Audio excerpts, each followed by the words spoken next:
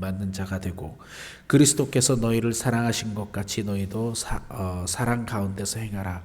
그는 우리를 위하여 자신을 버리사 향기로운 제물과 희생 제물로 하나님께 드리셨느니라. 음행과 온갖 더러운 것과 탐욕은 너희 중에서 그 이름조차 부르지 말라. 이는 성도에게 마땅한 바니라. 누추함과 어리석은 말이나 희롱의 말이 마땅치 아니하니 오히려 감사하는 말을 하라. 너희도 정녕 이것을 알거니와 음행하는 자나 더러운 자나 탐하는 자 곧 우상 숭배하는 자 다 그리스도와 하나님의 나라에서 기업을 얻지 못하리니 누구든지 헛된 말로 너희를 속이지 못하게 하라. 이로 말미암아 하나님의 진노가 불순종의 아들에게 임하나니 그러므로 그들과 함께하는 자가 되지 말라. 아멘. 오늘 에베소서 6장 말씀은요, 조금 길죠. 33절까지 있고요. 4장 25절부터 5장 14절까지는 하나님을 본받는 생활이라는 타이틀을 갖고 있고요. 5장 15절에서 5장 21절까지는 그리스도의 이름으로 감사하라 라고 되어 있고 5장 22절부터 53장까지 우리가 잘 알고 있는 아내와 남편에 관한 이야기입니다. 오늘 읽은 14절까지 아까 다시 얘기했지만 하나님을 본받는 생활, 하나님을 본받는 자, 뭐 이런 타이틀을 걸 수 있는 건데, 얘는요, 이 땅에서 하나님을 본받아서 살아가자라고 하는 내용들이 들어있어요. 즉, 그 말은 다시 돌아가면 거룩한 삶, 이 땅에서 하나님을 본받는 삶, 결국 얼마나 거룩한 삶을 살아가느냐 이런 겁니다. 그래서 거룩에 대해서 설명합니다. 이렇게 살아가는 것이 거룩한 것이야 라고 하는 것을 설명하고 있는 겁니다. 실제로 성경 전체가 거룩을 설명하는 거 맞지요. 그런데 거룩에 관해서 하나님의 역사에 관해서 하나님에 관해서 설명하는 것도 있지만 사람이 어떻게 행동을 해야 거룩한지를 설명하는 데는 그닥 많지는 않습니다. 성경 전체에 보면. 그런데 오늘 4, 5, 6장을 보면 전부 다 생활에 관한 이야기입니다. 4장, 어제 4장부터 오늘 5장, 내일 읽을 6장까지는 생활에 관한 이야기인데 전체 다 어떻게 하면 성도로서 거룩한 삶을 살아갈 수 있느냐 이런 주제를 가지고 한 겁니다. 디테일한 매뉴얼이다라고 생각하시면 됩니다. 그림 크게 거룩을 설명하다가 디테일하게 4, 5, 6장에서 설명하고 있다 이렇게 보면 되는 거고요. 여기 오늘은요 우리가 이곳에서 그 1절부터 봐가면서 어떻게 사는 것이 거룩한 것인가를 보려고 하는데 뭐 그것도 너무 많이 있어서 조금만 추려서 보겠습니다. 1절입니다.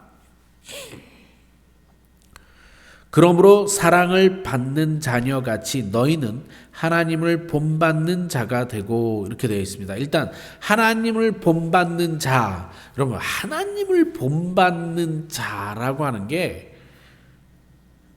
쉬울까요? 어려울까요? 일단은요 무조건 어렵습니다. 왜 무조건 어려우냐면 전능, 전지 이런 건 우리가 본받을 수 없잖아요. 그렇죠? 인간이 할 수 있는 범위 내에서 본받아야 됩니다.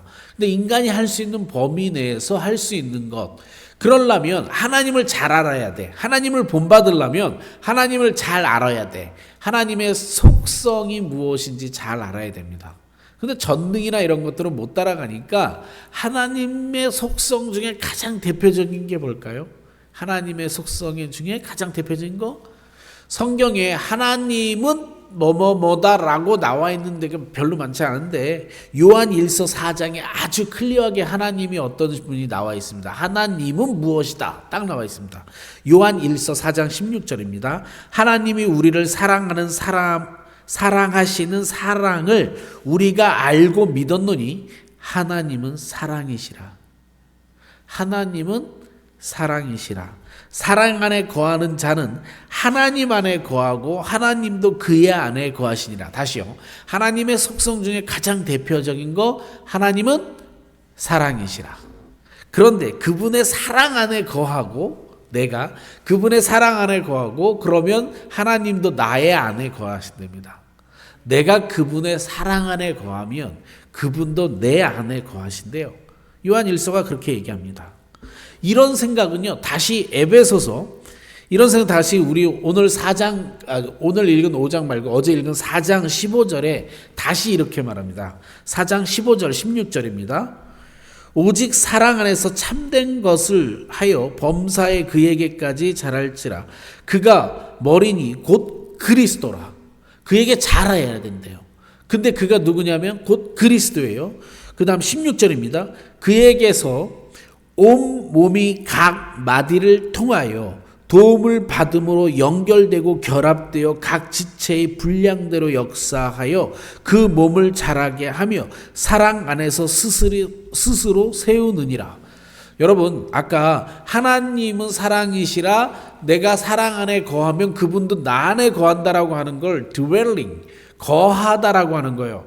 성막도 쉐키나, 거하다라고 하는 뜻인 거고요. 우리가 그분 안에 거하는 것이 얼마나 중요하냐면 지금 16절에서는 똑같은 얘기를 서로 연결된다. 그리스도와 연결된다라고 표현하는 겁니다. 그러니까 우리는 그리스도와 한 몸 되어야 되고 하나님과 한 몸 되어야 되고 예수님과 한 몸 되어서 살아야 된다라고 하는 것입니다.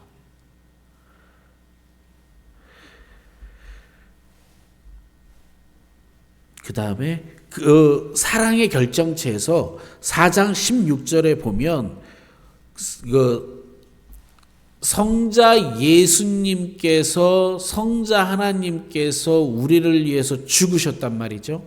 그것을 사랑의 가장 큰 결정체로 보는 거예요. 그러니까 하나님의 속성은 사랑인데 그 사랑이 어디냐? 자신의 피조물을 위해서 죽을 수 있는 사랑입니다. 여러분, 지금 아까 1절에서요. 하나님을 본받는 자가 되어라 라고 할 때 그 본받는 자가 어떤 거냐면 사랑하는 사람을 위해서 목숨을 내어놓는 자를 본받으라고 하는 얘기와 같습니다. 내어놓으실 수 있으십니까? 누군가를 위해서 목숨을 내어놓으실 수 있기를 축복합니다. 저도 안 되는 거지만 그래도 그분의 사랑의 은혜를 입었다면 흉내를 내려고도 노력은 해야 된다고 생각을 합니다. 네, 오늘 말씀 2절을 다시 보면요. 그리스도께서 너희를 사랑하신 것 같이 너희도 사랑 가운데 행하라. 그는 우리를 위하여 자신을 버리사 향기로운 제물과 희생 제물로 하나님께 드리셨나니. 예, 그리스도께서 우리를 위해서 자신을 버렸는데 그 자신을 버린 것이 향기로운 제물이랍니다. 예, 다시요. 오늘 하나님을 본받는 자가 돼야 되는데 그 하나님을 본받는 자는 자신을 드러내야 돼요. 희생을 할 때 그때 하나님께서 향기로운 제물을 받으시는 거예요. 다시요. 좀 이따 좀 뒤에 보면 다시 나오니까 내가 정말 하나님께 향기로운 제물을 드리는 방법은 사실은 가장 나를 희생하여 타인을 사랑하는 것, 하나님을 사랑하는 것, 내 이웃을 사랑하는 것, 목숨을 다하여. 네, 3절입니다. 3절. 음행과 온갖 더러운 것과 탐욕은 너희 중에서 그 이름조차도 부르지 말라. 이는 성도에게 마땅한 바니라. 3절의 죄악은요, 우리가 조금 의식을 갖고 지키려고 합니다. 그래도 교회를 다니시는 분은 음행과 온갖 더러운 것과 탐욕을 좀 내려놓으려고 많이 노력하는 것 같습니다. 이는 성도에게 마땅한 것이라. 그런데 4절은 어떨까요? 오늘 사실 묵상은 4절을 해보려고 하는 겁니다. 누추함과 어리석은 말이나 희롱하는 말은 마땅치 아니하니 오히려 감사하는 말을 하라. 여러분, 오늘 이 말씀에 꽂히시길 바랍니다. 이 말씀이 여러분을 나를 찔르시기를 바랍니다. 오늘 묵상을 이렇게 하는 동안 참 많이 마음이 좀 아팠어요. 3절에 그래도 은혜를 받아서 내가 회개하고 하나님을 믿은 다음부터는 음행 조금 피하려고 해요. 여전히 뭔가 이쁜 여자를 지나가면 쳐다볼지언정 그래도 안 하려고 노력을 합니다. 그리고 더럽다라고 하는 것들을 피하려고 노력하고요. 탐욕, 그래도 내려놓으려고 노력은 합니다. 그런데 우리가 말을 아름답게 하는 것들은 잘 안 하는 것 같습니다. 그래서 오늘 사도 바울 선생님께서 지도하는 게 이렇게 훈계하시는 겁니다. 누추함과 어리석은 말이나 희롱의 말이 마땅치 아니하니 오히려 감사하는 말아. 결론부터 얘기할게요. 세상에 쓸데없는 말 많이 하지 말고 감사하는 말을 많이 해라. 어떻게 보면 여러분 고백하잖아요. 어떻게 보면 우리 모든 것이 주의 은혜로 살아왔다. 고백하시나요? 저는 그렇게 고백합니다. 그렇게 고백하면서도 감사하는 게 아니라 이건 뭐 어떠고 저건 뭐 어떻고 얘기하지 않나요? 저도 해요. 혹시나 이 설교를 들으시는 분이 찔리시기를 소망합니다. 설교는 원래 모든 사람이 찔려서 골수가 깨져서 회개하길 바라서 하는 설교예요. 누구 들으라고 하는 얘기예요. 원래 모두에게. 그러나 본질적으로 저에게도 이 말이 적용하기를 원해서 하는 말입니다. 현대 크리스찬이 가장 못 지키는 말들이 이 말을 지키는 건데, 누추한 말은 무엇이 있을까요? 누추하다, 조금 누추하다, 화려하지 않다, 수준이 낮다라는 말이죠. 그러니까 우리말로 번역, 지금 우리가 제일 많이 쓰는 말로 하면 좀 수준에 못 미치는 말들, 이런 말 하지 말라는 겁니다. 수준에 못 미치는 말들. 그 다음에 어리석은 말. 어리석은 말은 뭘까요, 여러분? 언젠가 여기서 설명했는데, 어리석다의 우리나라 말은 썩었을 때를 이걸 합쳐서 어리석은 겁니다. 정신이 썩어버린 거예요. 내 입에서 나오는데 머릿속을 전혀 거치지 않아. 그냥 입에서 아무렇게나 나오는 말들, 어리석은 말들입니다. 제가 요즘 그 비자 문제로, 어쨌든 숙제 문제로 학교를 다니고 있고, 학교를 다니면서 숙제 과제물을 내는데 교육학 책을 몇 권을 읽고 있습니다. 그러다가 이렇게 읽다가 가슴에 있는 말이 있어서 함께 나누려합니다. 어리석은 말이요. 청소년기 아이들한테 부모가 훈계를 하는 것은요, 어리석다고 써 있어요. 왜냐하면 청소년들은 말을 듣지를 않는데요. 이때 하는 말은 아무리 옳은 말이라도 아이들은 그것을 받아들이지 않을 뿐만 아니라 뭐하냐? 반감을 키워서 부모와 멀어지는 계기가 되는 겁니다. 자, 아이들이 잘못했어? 부모가 그것을 지적하는 게 옳은 것 같죠? 옳은 것 같지가 않아요. 왜 어리석다고 표현하냐면, 해봐야 관계만 찢어지는 말을 여전히 하고 있다는 부모가. 부모의 역할은 상담자이자 권면자가 돼야지 훈계를 지적하는 자가 되어서는 안 된다라고 그러는 겁니다. 근데 우리는 이 말이요, 이 말은 교회 안에서도 그렇고, 저 또한 아이들을 기르는 때도 그렇고, 사회생활 할 때도 그렇습니다. 이건 잘못됐고 저건 잘못됐고 굳이 가서 너는 이렇게 하면 안 돼라고 얘기하지 않나요? 안 하시나요? 안 하시는 표정들을 지으시면 안 됩니다. 막 찔리셔야 됩니다. 찔리셔야 돼요. 저도 같이 찔리고, 이런 것들이 어리석은 거예요. 내가 말해봤자 상대방은 듣지를 않는데 마치 내가 말하면 듣잖아요. 그래서 제가 잘 안 하는 말 중에 내가 말했잖아는 안 하려고 노력합니다. 내가 말해봐야 효과가 없는데 내가 말한 게 뭘 의미가 있어요. 입만 아프다, 그 말을 다른 말로 하면요, 어차피 소용도 없고 관계만 깨지는 말이 내 입에서 나간 거예요. 어리석은 겁니다. 또 다른 말이 무엇이 있냐면요, 희롱하는 말. 이 말을 제일 많이 하는 것 같습니다. 이 희롱이라고 하는 거, 희롱하는 말이 뭐가 있을까 하잖아요. 제일 먼저 떠오르는 게 사람 약 올리는 거, 막 이렇게 자기가 뭐 해놓고 막 약 올리는 말도 있죠. 그것도 희롱이죠. 남자들이 여자들을 갖고 논다. 근데 희롱한다는 말도 써요. 그런데 이런 거는 어떨까요? 타인의 옷 입은 것 가지고 뭐라고 하고, 타인의 생긴 것 가지고 뭐라고 하고. 하나님의 작품이에요. 그 사람이 조금 게을를 수도 있어. 다행히 그 사람이 부질러서 깨끗하게 입고 부지런히 뭐 하면 참 좋지만, 타인이 조금 뭐라 그럴까? 너무 정말 옆에 가게 냄새 나는 정도가 아니라면 굳이 가서 뭐 그 사람은 어떻게 입고 다니고 이런 말을 하는 것들, 이런 말들이 어쩌면 우리를 전부 다 속이는데 거룩하지 않다라고 지금 설명하고 있는 겁니다. 그런 말들을 피하고 무슨 말을 해라? 감사하는 말을 해라.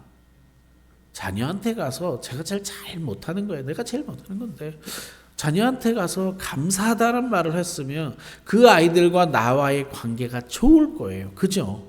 그런데 굳이 훈계만 하잖아요. 그러니까 어리석은 거 맞습니다. 잘못된 걸 잘못됐다고 말하는데 뭐가 잘못됐냐고 말하는 게 잘못된 겁니다. 굳이 어리석은 거 맞아요. 조금 더 감사하는 말을 해서 관계가 아름답게 만들고 이런 것들을 해야 하나님께서 기뻐하신다라는 건데 그걸 못하고 있는 말들이죠.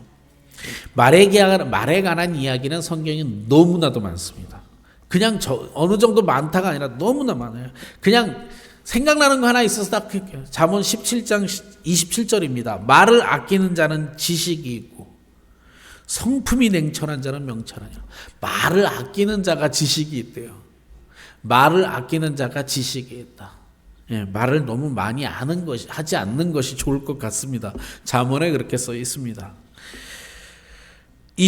그 다음에 오늘 에베소서 4장 29절에서 30절도 보겠습니다. 4장인데요. 29절 무릇 더러운 말은 너희 입 밖에도 내지 말고 오직 덕을 세우는데 소용되는 대로 선한 말을 하여 듣는 자들에게 은혜를 끼치게 하라. 30절입니다. 하나님의 성령을 근심하게 하지 말라. 그 안에서 너희가 구원의 날까지 인치심을 받았느니라. 자, 가능한 한 더러운 말이나 너희 입 밖에도 내지 말고 오직 덕을 세우는 거. 그러니까 내가 할 수 있는 말이 뭐가 있냐면 너 그렇게 하면 안 돼.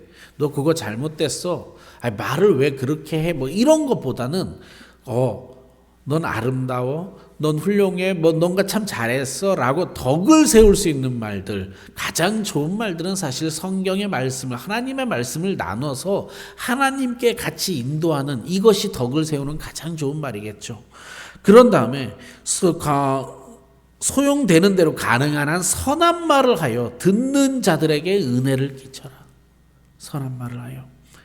그런데 아까 막 이렇게 아무 말이나 하는 사람을 30절에 뭐라고 표현하냐면 하나님의 성령을 근심하게 하지 말라. 아까요. 어리석은 말, 누추한 말, 그 다음에 희롱하는 말들을 하는 것들은 하나님을 성령을 근심하게 한다는 거예요. 맞아요. 잘 보세요.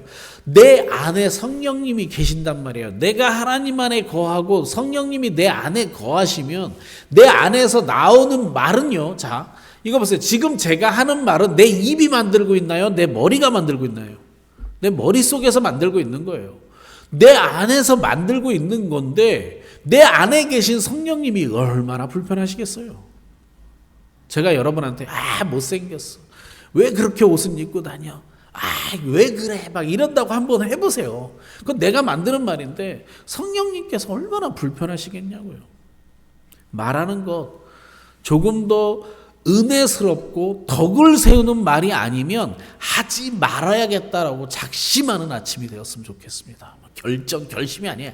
아예 작심을 해야 돼요. 이게 그래야 되는 아침이 되었으면 좋겠습니다. 사도 바울 선생님께서 하는 말은 감사와 덕을 세우는 말 아니면 하지 말라. 그거예요. 5절입니다.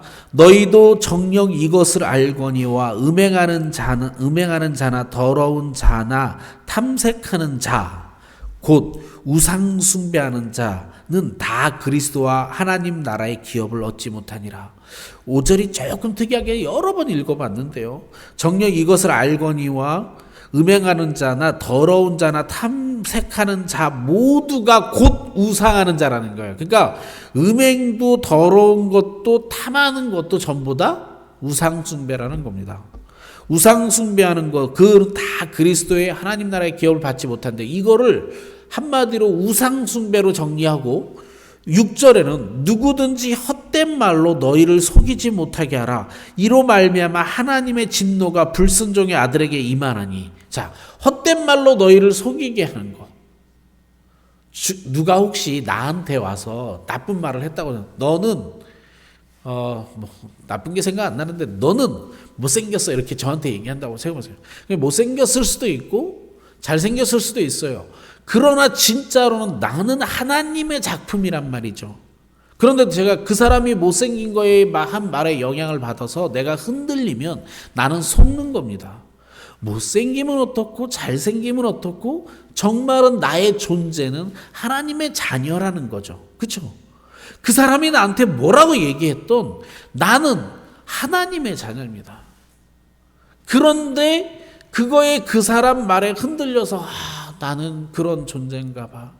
난 못생겼어. 난 왜 이렇게 능력이 없을까? 그 사람이 와서 나한테 이런 거지 같은 이렇게 얘기했어요. 돈으로 따지면 거지에 맞을지 모르지만 내가 정말 거지 같은 게 아니라 나의 본질은 뭐다? 하나님의 자녀입니다. 속지 말아야 되는 거예요. 그래서 너희는 잠시만요. 너희는 헛된 말로 너희를 속이지 못하게 하라. 이런 말이에요. 그 사람이 하는 말은 감사와 덕이 하는 말 아니면 사실은 거짓말입니다. 어떻게 보면 인간은요, 숨소리 하는 것, 감사할 마음 하는 것 말고는 나머지는 다 거짓말일 수도 있어요. 본질이 아니에요. 말미암아 하나님의 진노가 불순종의 아들에게 임하니라. 나한테 임하는 게 아니고 누구한테요? 불순종하는 사람한테 임하는. 그런데 내가 막말을 하고 다니면 나한테 불순종의 아들이 되죠. 왜? 순종하지 않는 거니까. 성령님을 근심하게 만들고. 7절입니다. 그러므로 그들과 함께하는 자가 되지 말라. 8절. 너희는 전에 어둠이더니 이제는 주 안에서 빛이라. 빛의 자녀처럼 행하라. 여러분, 빛만큼, 너희는 빛의 자녀라. 빛만큼 명확한 게 있습니까? 세상에? 빛과 어둠은요, 정확하게 구분됩니다. 섞이지 않아요. 한 줄기 빛이라도 빛이고요.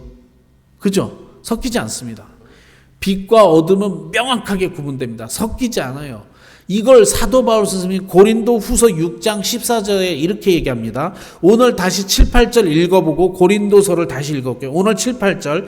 그러므로 그들과 함께하는 자가 되지 말라. 너희는 전에 어둠이더니 이제는 주 안에서 빛이라. 빛의 자녀처럼 행동하라. 이 말씀을 사도 바울 선생님은 똑같이 고린도 후서 6장 14절에 이렇게 얘기합니다. 너희는 믿지 않는 자와 멍에를 함께 매지 말라. 의와 불법이 어찌 함께하며 빛과 어둠이 어찌 사귀며. 같은 말이에요. 빛과 어둠은 사귈 수 없어요. 내가 하나님의 빛의 자녀라 선포되어졌어요. 오늘 말씀 8절에 주 안에 있는 너희는 뭐다? 빛의 자녀라. 빛의 자녀인 내가 어둠과 섞일 수 있나요? 내 안에 성령님이 계시다면 내가 내 안에서 더러운 것들을 계속해서 끄집어낼 수 있을까요? 만들어낼 수 있을까요? 여러분, 사실은요, 정말 내 안에 성령님이 계시면 나한테서 나오는 말이 선해야 돼요. 나한테서 불평이 나오고 나한테서 남을 평가하고 희롱하는 말이 나오면 사실상 내 안에 성령님이 없다라는 증거일 수도 있어요. 무지하게 오늘 아침 진짜로 근심해야 되는 이 말입니다. 성령님이 계시니까 좋은 말 해야지가 아니라 사실은 내 안에서 계속해서 불평과 이런 말들과 선하지 않은 말이 나오면 성령님이 없는 겁니다. 반대로 내 안에서 성령님이 계시다면 선한 말, 덕을 세우는 말, 남을 행복하게 만들 수 있는 말들이 나와야 됩니다. 네, 오늘 아침 이걸 묵상하고 싶었습니다. 9절입니다. 빛의 열매는 모든 착함과 의로움과 진실함에 있느니라. 오늘이요. 내가 정말 빛인지 내가 빛입니까? 그러면 나의 열매는 뭐예요? 착함과 의로움과 진실함에 있다. 오늘 아침 말에 대해서 묵상을 해봤습니다. 거룩한 삶을 살아갈 때 사도 바울 선생님께서 두 가지로 정리해 주셨습니다. 우상 숭배하지 말라. 그리고 말 조심해라. 너희 안에 성령님이 계시다면 덕을 세우는 말과 감사하는 말이 나올 것이다. 너희는 빛의 자녀라. 너희는 빛의 자녀라. 너희 안에 빛이 있으면 모든 착함과 의로움과 진실함이 너희 안에서 나올 것이다. 이 말을 기억하십시오. 기도하시겠습니다. 하나님,